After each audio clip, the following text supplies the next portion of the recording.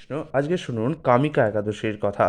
শ্রাবণ মাসের কৃষ্ণপক্ষিয়া কামিকা একাদশীর কথা ব্রহ্ম বৈবর্ত পুরাণে যুধিষ্ঠির শ্রীকৃষ্ণ সংবাদে বলা হয়েছে।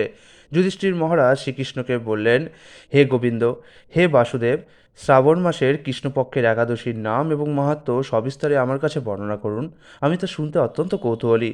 প্রত্যুত্তরে ভক্তবৎসল ভগবান শ্রীকৃষ্ণ বললেন, হে রাজন, পূর্বে দেবর্ষি নারদ প্রজাপতি ব্রহ্মাকে এই প্রশ্ন করলে তিনি যে উত্তর প্রদান করেছিলেন, আমি এখন সেই কথাই বলছি আপনাকে। আপনি মনোযোগ সহকারে তা শ্রবণ করুন। একসময় ব্রহ্মার কাছে ভক্তশ্রেষ্ঠ নারদ জিজ্ঞাসা করলেন, হে ভগবান, শ্রাবণ মাসের কৃষ্ণপক্ষীয় একাদশীর নাম কি? এর আরাধ্য দেবতাই বা কে? সেই ব্রতের বিধি বা কীরকম এবং এই ব্রতের ফলে কী পুণ্য লাভ হয় তা সবিশেষ জানতে ইচ্ছা করি। আপনি কৃপা করে আমাকে তা জানালে আমার জীবন ধন্য হবে। শ্রী নারদের কথা শুনে ব্রহ্মা অত্যন্ত সন্তুষ্ট হলেন। তিনি বললেন, হে বৎস, জগৎজীবের মঙ্গলের জন্য আমি তোমার প্রশ্নের যথাযথ উত্তর দিচ্ছি, তুমি তা শ্রবণ করো। শ্রাবণ মাসের কৃষ্ণপক্ষিয়া একাদশী কামিকা নামে জগতে প্রসিদ্ধা। এই একাদশীর মাহাত্ম্য শ্রবণে বাজপেয় যজ্ঞের ফল লাভ হয়।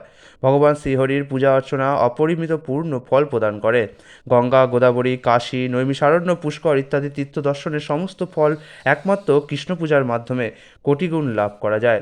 সাগর ও অরণ্যযুক্ত পৃথিবী দানের ফল, দুগ্ধবতী গানি দানের ফল অনায়াসে এই ব্রতে লাভ হয়। যারা পাপপূর্ণ সাগরে নিমগ্ন, এই ব্রতই তাদের উদ্ধারে একমাত্র পথ।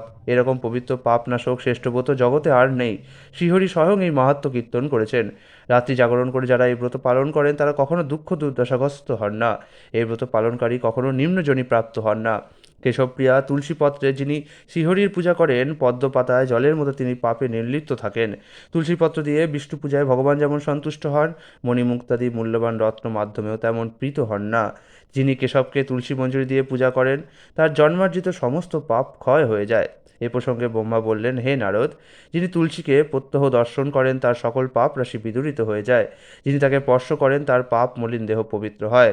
তাকে প্রণাম করলে সমস্ত রোগ দূর হয়। তাকে জল সিঞ্চন করলে যমও তার কাছে আসতে ভয় পান। শ্রীহরিচরণে তুলসী অর্পিত হলে ভগবত ভক্তি লাভ হয়। তাই হে কৃষ্ণ ভক্তি প্রদায়িনী, তোমায় প্রণাম করি। যে ব্যক্তি হরিবাসরে ভগবানের সামনে দীপদান করেন, চিত্রগুপ্ত তার পুণ্যের সংখ্যা হিসাব করতে পারে না। তার পিতৃপুরুষেরাও পরম তৃপ্তি লাভ করেন। শ্রীকৃষ্ণ বললেন, হে রাজেন, আমি আপনার কাছে সর্বপাপ হারিণী কামিকা একাদশীর মাহাত্ম্য বর্ণনা করলাম। অতএব যিনি ব্রহ্মহত্যা, ভ্রূণহত্যা, পাপ বিনাশিনী, মহাপুণ্য ফলদায়িনী এই ব্রত পালন করবেন ও এই মাহাত্ম্য শ্রদ্ধা সহকারে পাঠ অথবা শ্রবণ করবেন, তিনি সর্বপাপ থেকে মুক্ত হয়ে বিষ্ণুলোকে গমন করবেন। হরে কৃষ্ণ।